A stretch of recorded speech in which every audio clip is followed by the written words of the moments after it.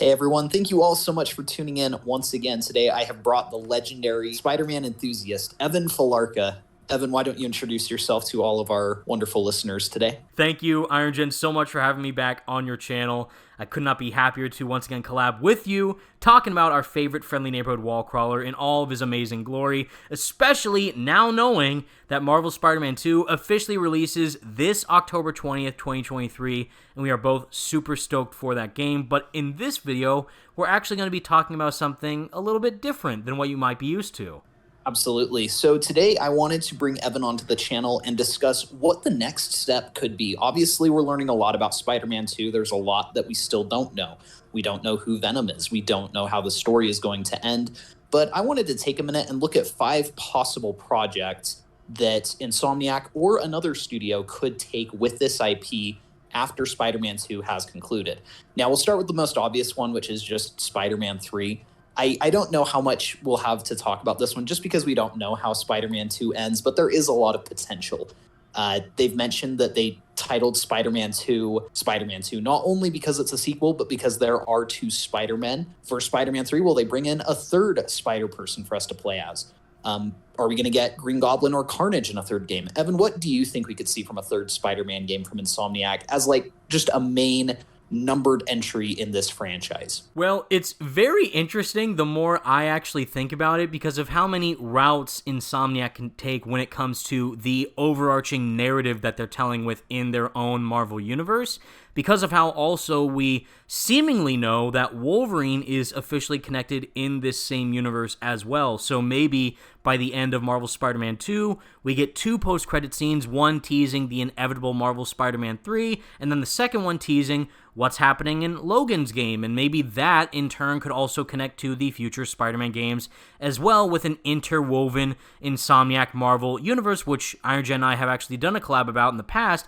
But now I'm actually kind of wondering if things might not go as we are planning them to hopefully turn out, or hoping they'll turn out for this game, because Insomniac have already said in the past that this is like akin to The Empire Strikes Back, or Bill Roseman from Marvel Games, the vice president of Marvel Games, specifically said that it's going to be like bigger and darker and more insanely interwoven narratives, with both Peter and Miles getting their own individual stories but connecting them at the same time to fully deliver the definitive next-gen Spider-Man experience, and seeing where this narrative continues with for both of these heroes, but also what that means in terms of the story if that could end on a cliffhanger, because Empire Strikes Back infamously ends with a cliffhanger. And funny enough, the same thing happened recently with Spider-Man Across the Spider-Verse. Minor spoilers, but the producers of that movie, Phil Lord and Chris Miller, also said the exact same thing about that movie, where it was also in the same vein as Empire Strikes Back, and it was also considered a part 1 to the inevitable part 2 that will release later on with Beyond the Spider-Verse. So I'm wondering, the long-winded answer of saying this is, if Marvel Spider-Man 2 might end on a super severe cliffhanger, that Marvel Spider-Man 3, if that even ends up happening, could turn out to be completely different than what we are all currently expecting, where Carnage or Green Goblin could be the main antagonist. Maybe Venom might come back again if he ends up surviving by the end of Marvel Spider-Man 2's story, or whatever happens with that version of the character. Or, considering how popular Venom is, to kind of transition to another potential category of topics for individual Spider-Man games that we could see down the line, is if Venom is being portrayed by the horror legend himself of Tony Todd, and knowing how insanely beloved that character is, who's to say, and who's to even stop Insomniac from us getting a full-on, completely AAA standalone Venom game that would be considered like a spin-off, like what we already previously saw with Miles' own standalone game in 2020. Yeah, and that's a super interesting point, actually, that I hadn't thought about, because obviously I've heard all the quotes that it's like Empire Strikes Back. They're going in a darker direction. I hadn't really thought much about the cliffhanger angle, but you're very accurate. And when I think about it, this could be what Insomniac is going to do. They could be leaving off on a cliffhanger. And so essentially what you're saying is Spider-Man 2 could be the first half of the conclusion of Insomniac's trilogy. And this could be part 1 of 2 of a big symbiote story. This could seriously end with Peter still corrupted by the black suit, wreaking havoc across the city. Kraven might still be out and about, or maybe he'll be done by the end of this game. But I mean, you never know. Maybe Peter will straight up kill Kraven because he's just so crazed by the symbiote. And then the third game could pick up where that leaves off, introduce antagonists like Green Goblin and Carnage, and then pick right up where the second one left off. And with Spider-Man 2018, there was this interesting aspect where it ended with a second game clearly in mind. They clearly had plans to continue, but it was sort of like Arkham Asylum in a sense, where that first game was really self-contained. It could have stood on its own. And if, for whatever reason, the reviews had been really bad, or the, people who bought the game didn't like it, which of course didn't happen. But if for whatever reason that first game hadn't worked out, it could have stood on its own for the people who liked it. Fortunately, we are getting sequels, and now I do think that there is more possibility to leave it on a big cliffhanger and jump into the next one. I do think that having the first game be self-contained enough allowed them to make projects like the Miles Morales game and the City That Never Sleeps DLC.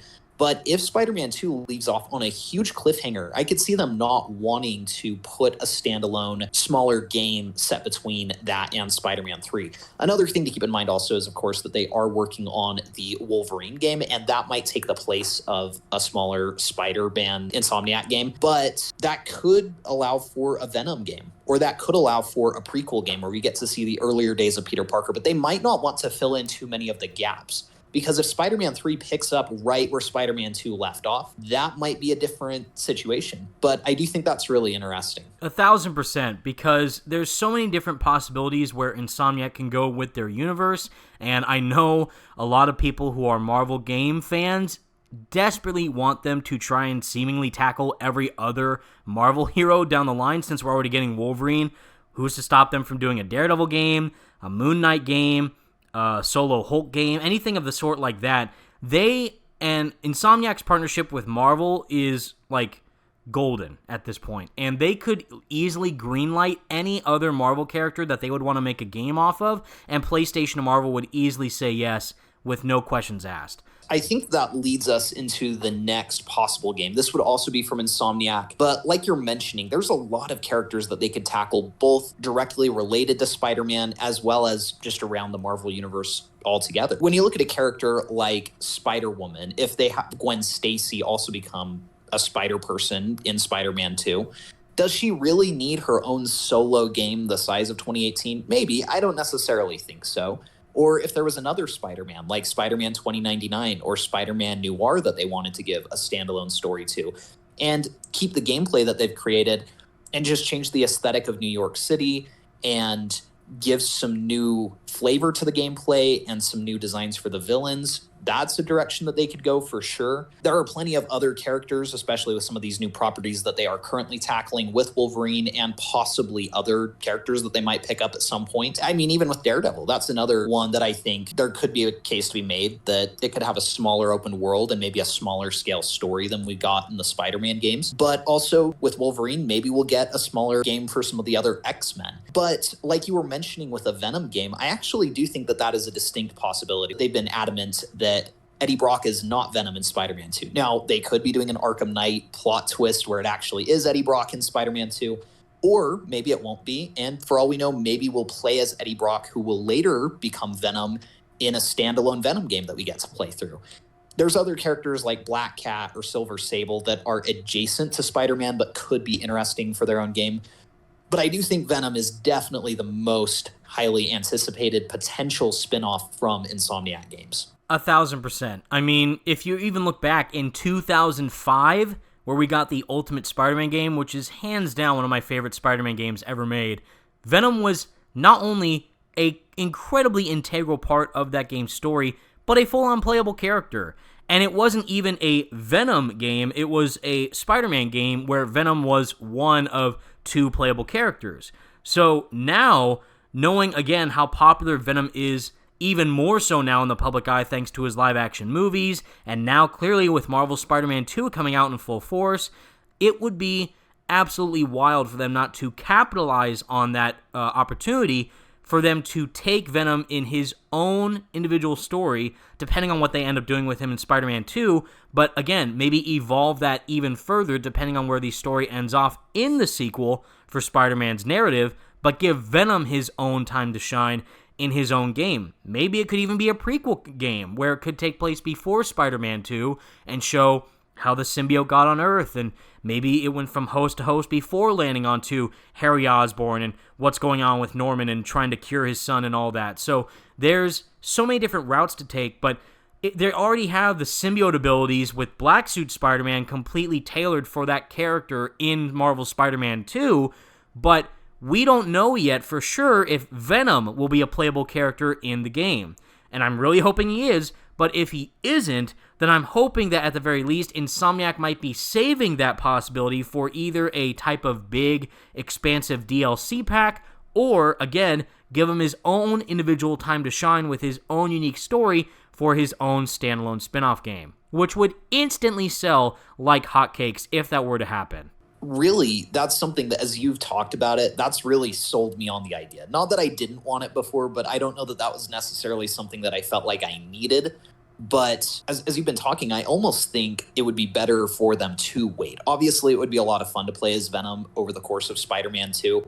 But in another direction, like you mentioned, it could be really interesting if he's just played up as the antagonist. We're made to fear him in the game and not really made to play as him.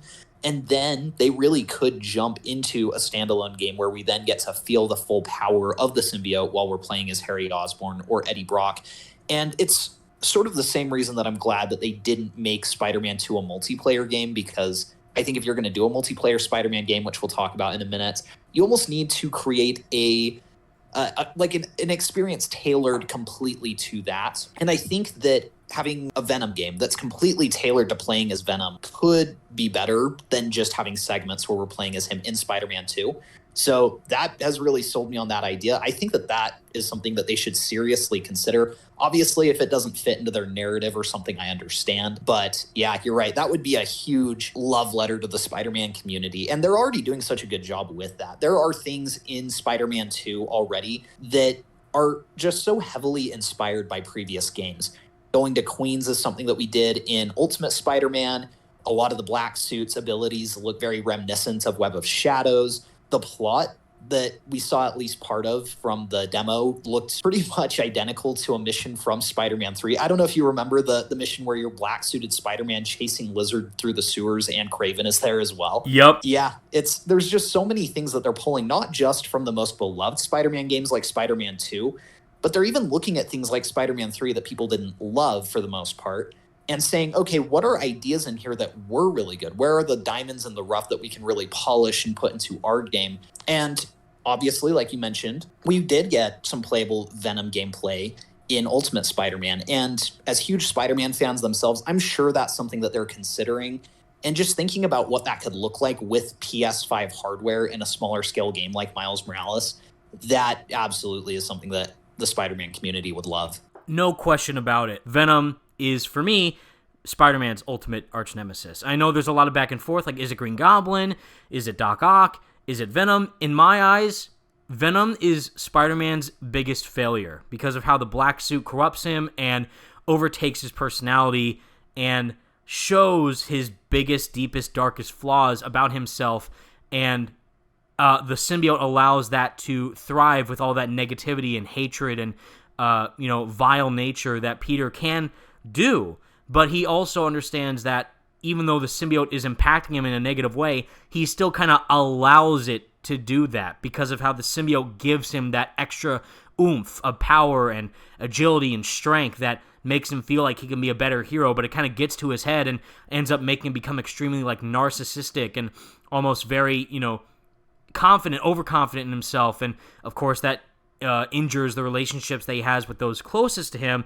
And when that symbiote leaves Spider-Man, or mainly Peter Parker, and gets onto Eddie Brock or whoever is going to be in Spider-Man 2 to become Venom, and then that hatred with the host of the symbiote and the symbiote itself equally hate Spider-Man altogether and the people that he loves, and will do nothing that will get in their way to stop them from trying to tear him apart, that is truly what an ultimate dynamic looks like for Venom and Spider-Man's relationship with one another.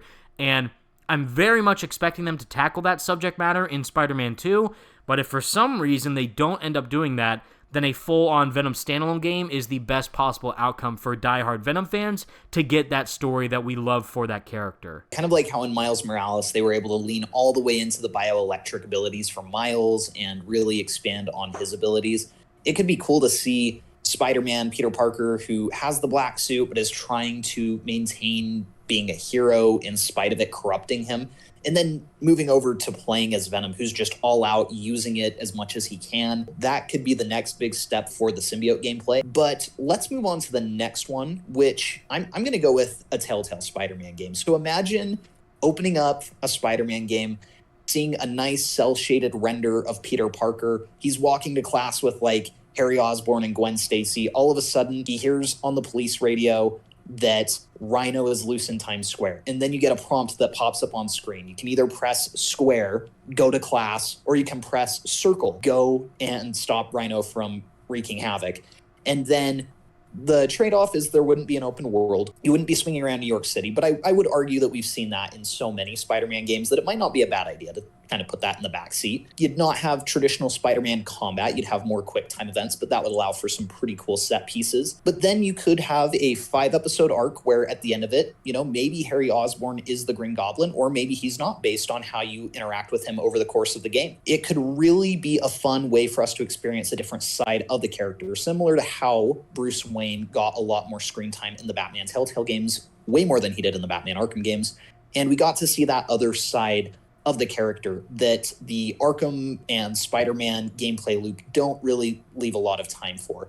So, Evan, is that something that you would be interested in seeing? How do you think that would resonate with the Spider-Man community? Okay, so I'm actually stunned. I don't know about you, Irogen, but I am baffled that when it was first announced that Telltale and Marvel were going to team up to make a game, everyone in their right mind immediately thought one of two possibilities: either Spider-Man or Daredevil, because those two characters fit the Telltale formula perfectly. And even what they did with the Batman Telltale series was absolutely fantastic. I loved both of the seasons for those games.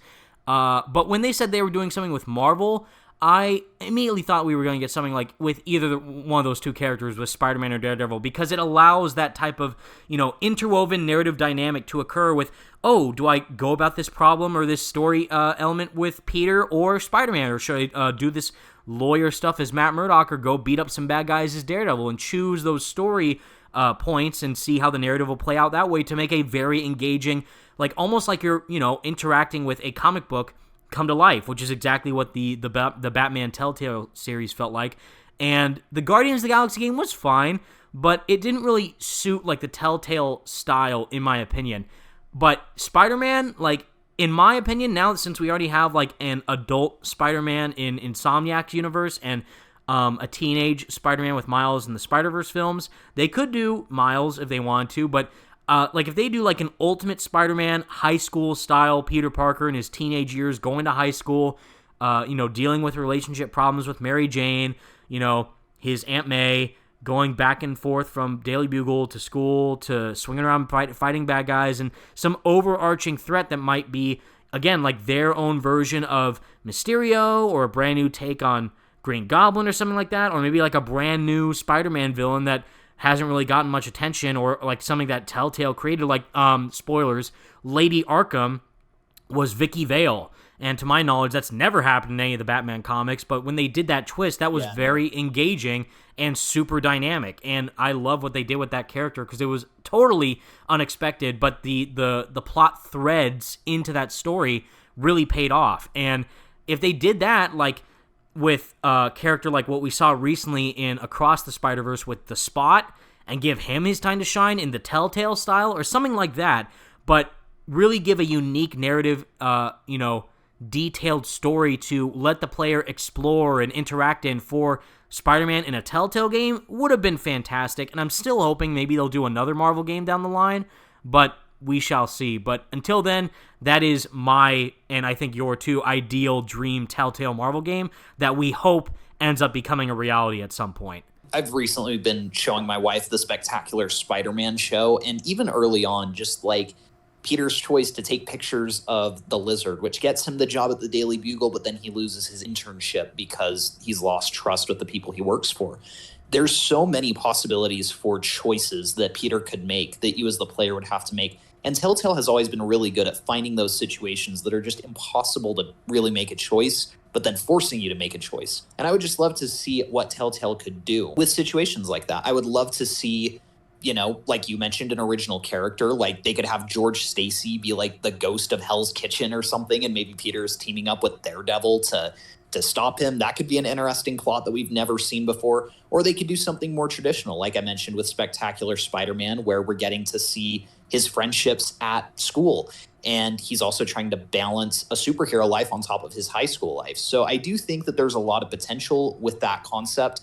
Will it happen? I'm not super optimistic that it will, but you never know. Fingers crossed that Marvel and Telltale partner up again, because I would love to see it. They did an excellent job with the Walking Dead games and the Batman Telltale series. Guardians was fine, but in my opinion, that was, sorry to say, Guardians of the Galaxy Telltale fans, kind of a wasted opportunity of the Marvel IP, because the Marvel's Guardians of the Galaxy game from Eidos Montreal was phenomenal in every way. And that, in my opinion, is the definitive Guardians game. And while they did do some interesting narrative stuff with the Guardians in the Telltale game, it could have still been done a lot more impactfully with a character like Spider-Man or Daredevil dealing with the duality of their personal livelihoods and them being a superhero at the same time. Again, would blend perfectly with what Telltale is known for with their decision-making, but also the narrative crafting potential that their writers have done in the past. We're down to our top two. This next one would be a Lego Spider-Man game in the vein of the Skywalker saga that they just did for Lego Star Wars. So for anyone who's not familiar, Lego Star Wars The Skywalker Saga essentially just went through each of the 9 main Star Wars films. So it could be really interesting for Traveler's Tales to take the Lego Spider-Man IP, and he has not ever gotten a standalone game. He's appeared in a lot of the Lego Marvel games, but he has never appeared in his own standalone experience. But Spider-Man does have more films to himself than any other Marvel character, and that could be really cool to get an expansive Lego game that takes us through the Raimi trilogy. They could even take us through the Venom movies and the Morbius movie, or they could just add those in as DLC characters, and they could add in other Avengers and Marvel characters as DLC characters. They could take us through the Amazing Spider-Man films and the MCU Spider-Man films. And I feel like No Way Home was perfectly suited for the format of a Lego game, where it kind of ties everything together at the end. But there are plenty of characters that could be included in a roster, and that would be a wonderful way to celebrate the legacy of Spider-Man. We've been talking about a lot of games that could push that forward, but I think maybe having a Lego game that has us take a break and just look back at some of the amazing accomplishments that have been made with stories in the mainstream for the character. I just feel like there is a lot of potential there, both in variety between the stories, but also just in honoring the legacy as a whole. What would even be crazier, and while listening to you talk about this, I'm like reliving my childhood right now, because I remember I played so many hours long of the early Lego Batman games and the original like Lego Star Wars Complete Saga, which was only episodes 1 through 6 because the sequel trilogy didn't exist back then. Those games are like super, super near and dear to my heart. And I also played the Lego Marvel games, Lego Marvel 1 and Lego Avengers, and even Lego Marvel 2. But yeah, Spider-Man has such an interesting filmography to go over in terms of the set pieces we could see with the train fight from Spider-Man 2 with Dr. Octopus, the final fight in Spider-Man 3 with the construction site, the Spider-Man 1, of course, with the Green Goblin fight scenes on the bridge and in the Times Square party and all that. The festival, Unity Festival, and just again like the Amazing Spider-Man duology, the MCU trilogy, and if they want to go above and beyond, it could happen, but it might not happen until whenever Beyond the Spider-Verse releases, because they could also include the Spider-Verse trilogy in there as well, a Lego Spider-Verse film like to play through, like Into the Spider-Verse, Across the Spider-Verse, and Beyond the Spider-Verse, whatever happens in Beyond the Spider-Verse, and of course, since Lego Spider-Man's already in Across the Spider-Verse, do that like even more so, like would love to see that happen. Just give him his own game, like a whole reason just to give Spider-Man the legacy treatment that not only has he been getting with the films and these current games from Insomniac, but now with these Lego games to completely just eternalize, essentially, in video game form, the legacy of all the Spider-Man films. Considering that I think No Way Home did a great job of like kind of revitalizing the older Spider-Man of Andrew and Tobey in a new way and not making it feel forced in like nostalgia bait. It actually had a purpose and was very endearing to see them kind of all get along and take out the bad guys together from their own respective universes, but also allow Tom Holland's Spider-Man to thrive in his own way. And yeah, I don't know if they'll go that deep for a Lego game, but doing that in their own fun like missions and set pieces, and if they want to go even further, do their own individual Lego-themed open worlds in New York.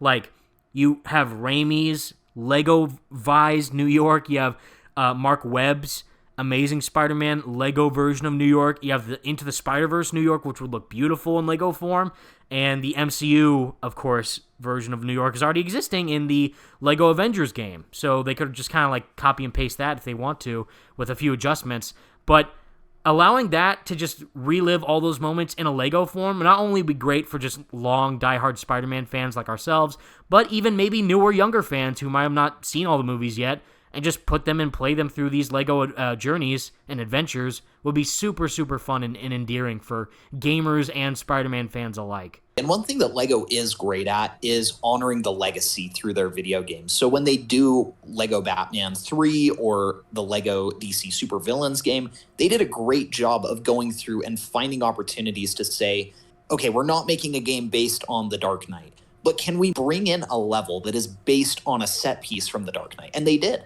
In Lego DC Supervillains, there's a level based on Shazam. There's one for Aquaman, because they didn't make a Lego Aquaman game, but they made sure to include a little taste of that so that you could play as those characters, just to think about the opportunities that they could do to honor Spider-Man's legacy. Whether they make a mission based on the spectacular Spider-Man TV show, or Spider-Man the new animated series, or like you mentioned, have the Spider-Verse stories in there as well, but then give a small mission to Spider-Man Noir, where we get to go back to the 1930s and see a Lego 1930s New York, where he's fighting like a steampunk version of Vulture or something.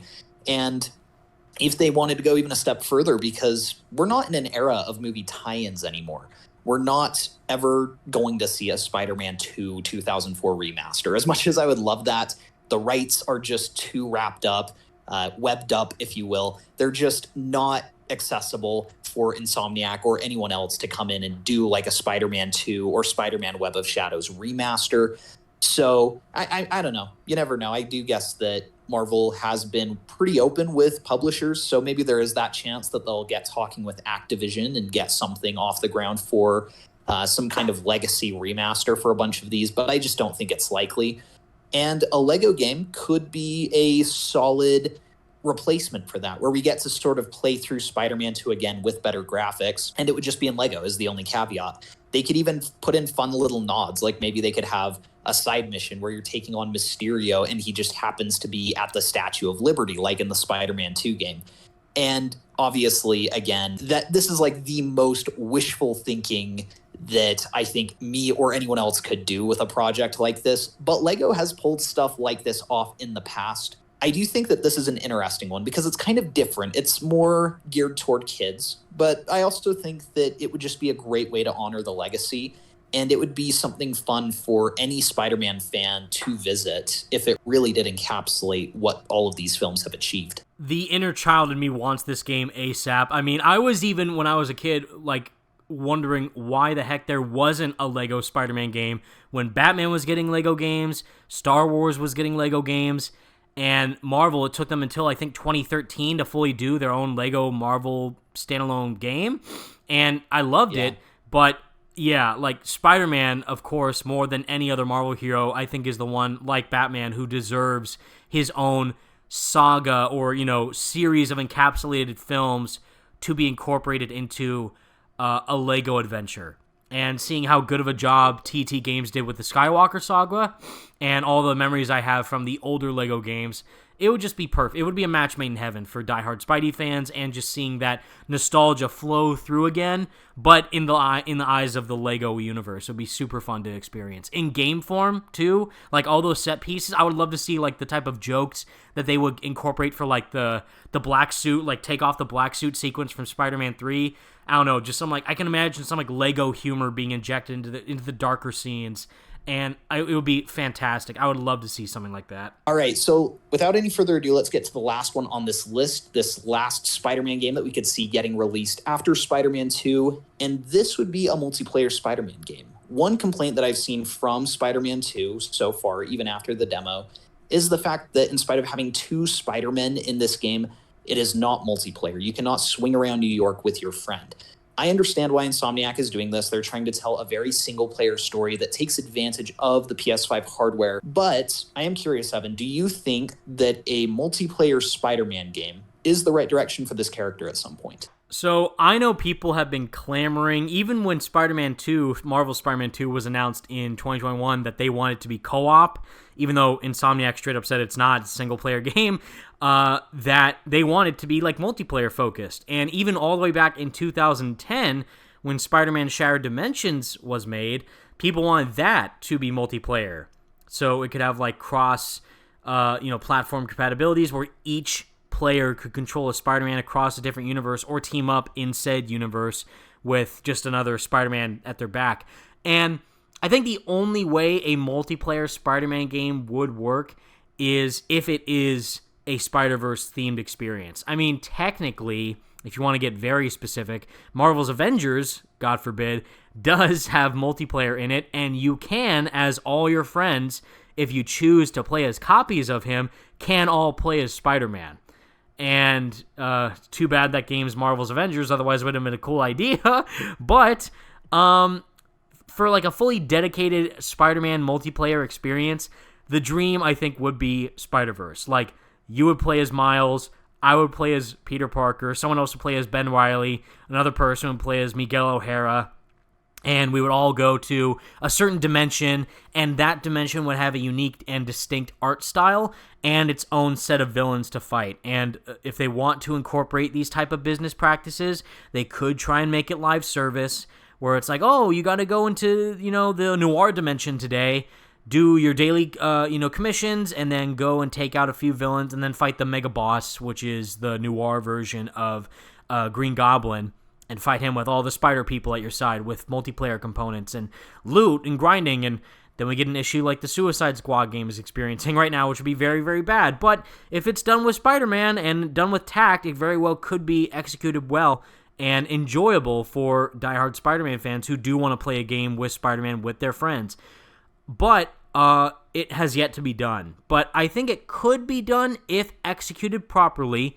But as of right now, as we've seen with all of Insomniac's games and the majority of the previous Spider-Man games, with them being single-player experiences with very well-crafted stories and narratives tailored to Peter Parker's journey, I think single-player is the best thing that we can have for Spider-Man as a whole.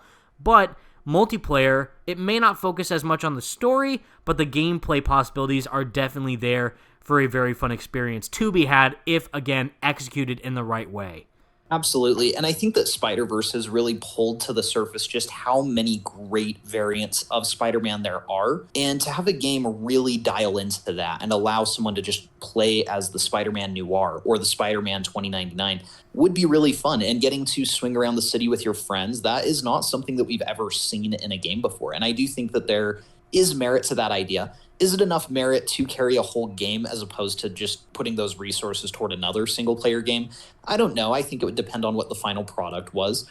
I do think that there's a different approach, and I am curious to hear your thoughts to this as well. Like what you were mentioning was basically a Gotham Knights-based Spider-Man game with, hopefully a little bit more fun to be had. I know that Gotham Knights didn't really win over the superhero gaming community, but a Spider-Man game could, especially just because I think a lot of people are already inherently more endeared to some of these characters because of the Spider-Verse films. But the other option is, instead of having us play as a set of predetermined Spider-Men, like Miguel O'Hara, Ben Reilly, Gwen Stacy, instead they could make an MMO where you open it, you get to create your own Spider-Man variant or Spider-Man villain variant and enter a big open world New York, and they could change the aesthetic based on the universe you were in, and they could focus more on player versus player rather than boss battles. Obviously, there would still be boss battles and a basic story to follow like DC Universe Online, but that is another possible direction that could go. I'm curious, do you think that is something that would allow players to sort of embody Spider-Man more and become the version of Spider-Man that they want to be, or is that something that would just fall apart way too quickly? In my opinion, that almost sounds like a DC Universe Online type of thing, where it's very custom character oriented and the story focuses around your version of Spider-Man, your Spider-Man variant. Like, you're now part of the Spider-Verse. But in my opinion, there's, like you said, so many intriguing variants and different iterations of Spider-Man span across comics. Like, even recently in Across the Spider-Verse, Spider-Man India was a huge standout character in that film. Same with Spider-Punk. And I would love to see them get their own type of individual, like, gameplay mechanics and story details as well. While also being able to swing around with your friend, like who's playing as 2099 and Noir and Scarlet Spider and Spider-Woman, either Gwen or Jessica Drew or Julia Carpenter or all these other characters. And I think allowing the comic versions of the characters to get their time to shine, and even like a mobile game, which I'm actually a huge fan of, was Spider-Man Unlimited, which had so many different versions of Spider-Man in that game, even though it was just like a Temple Run clone. The lore and the comic love and care for those characters was fully apparent in that experience. And doing all that again, taking all those Spider variants and incorporating them into a fully expansive, open world style AAA, almost MMO maybe type of multiplayer game with Spider-Man and maybe live service elements, if done right, only if done right, I think I could see being envisioned as a very fun experience. But, they would really need to like solidify who the main character of the game would be, and then build off of that from there to expand the Spider-Verse with even more characters coming in down the line. Yeah, I think that's a great point. On one hand, if you take all those pre-existing Spider-Man characters, there are so many good ones with so much great lore who probably otherwise would not get a standalone game. So to make a game that features each of them would be great. I think on the other hand, the MMO idea where you create your own variants, those characters could still be involved, but obviously they wouldn't be playable. The one big merit to that, I think, is that then you would get to feel like you are creating your own Spider-Man journey and you're getting to sort of create your own rivalries. But again, you have to ask how much mileage will that carry through the whole experience? And is that something that will wear off very quickly? And I think that one has a high probability of just not really scratching the Spider-Man itch. That's something that I find in a lot of games like that, where like DC Universe Online, I have a hard time getting into just because I am seeing all these characters like Superman and Batman and the Flash, and I want to be playing as them, not my Walmart knockoff version of them. So I totally see what you're saying there. I do think there's a lot of potential. I also think there's a lot of things that could go wrong. So as a Spider-Man fan, I would say I would like to see a multiplayer game for this character at some point, but for the love of God, do it right. Like do not mess it up. Do not cheap out on it. Do it right. Make an experience totally tailored to it. I think just the amount of possibilities of how many games could be made for Spider-Man just shows how unlimited potential there is for these developers to really tackle on the challenge of giving Spider-Man a chance to thrive in a new medium, but also taking him into different genres that people or gamers may not be used to. Because a lot of people, like what we've talked about in the past in other videos, is that they really want the type of the Arkham / Insomniac experience, right? That standalone, AAA, narrative-driven, story-focused, action-adventure, single-player game for these superhero characters. That's kind of like the dream, ideal vision for all these superhero games that we have received in the past and that we are going to receive in the future. But what I really think makes Spider-Man special in the comics and in the films and in these games is how he connects and directly links to so many different types of people out there. No matter what your background is, you can relate to him in some way, and that same notion can also apply to games.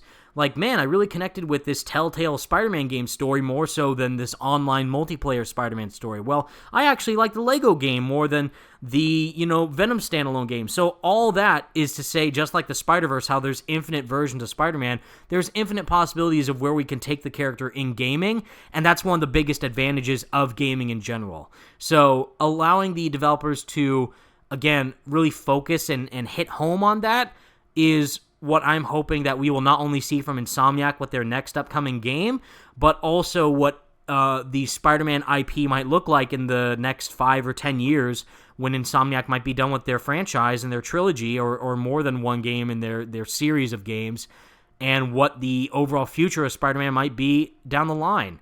And that's all to say that it's looking very, very bright and very, very exciting for diehard Spider-Man fans, and the potential that's there could make me any more excited than I already am. We've seen so many Spider-Man games already. I recently did a video ranking all of them and was just kind of amazed at how many there really are. And obviously that's not even all of them. The ones I ranked are just the more modern ones, but there were arcade games before that. And even in the more modern Spider-Man games, we had Friend or Foe, which was a multiplayer Spider-Man game. We had Shattered Dimensions, which was a linear Spider-Man game. We had The Amazing Spider-Man, which was a movie tie-in but had an original story. We had Spider-Man 3, which tried to maintain what was going on in the story, but I don't think they had enough time to really flesh it out. But we've seen so many attempts at this character, and a lot of them have been very good. And I think that you're right. The Insomniac style of Spider-Man game is the one that has stuck throughout time. Kind of that template that was set by Treyarch with Spider-Man 2 in 2004. They've tried to deviate. It's always kind of gone back to that style, though. And I don't think it's bad to deviate from time to time and try new things intentionally and thoughtfully. That's how we get amazing games like Shattered Dimensions. But to look at this huge backlog and realize that the potential is still mostly untapped. We've just barely scratched the surface, and we've just seen Spider-Verse and No Way Home, which have opened up so many new possibilities as well. I mean, we're living in a world where I would not be surprised if Andrew Garfield and Tobey Maguire did motion capture and came back in a Spider-Verse video game. We just have no idea. But I think that there's so many possibilities. Thank you so much, Evan, for coming on the channel and discussing this with me. I always appreciate having you on. Thank you so much for having me, dude. I couldn't be happier to talk about our favorite webhead with you, and if at least one of these happens in the future, I will be way, way, way more hyped to see what other types of experiences we could get following that down the line. And I'm always here to talk about Spider-Man with you any chance we get. Yep, I will definitely be having you on a lot more going forward as we approach the release of Spider-Man 2. But again, thank you so much for coming on. Thank you, everyone, for watching. Please be sure to like and subscribe if you enjoyed and would like to see more content like this, and we will see you guys next time.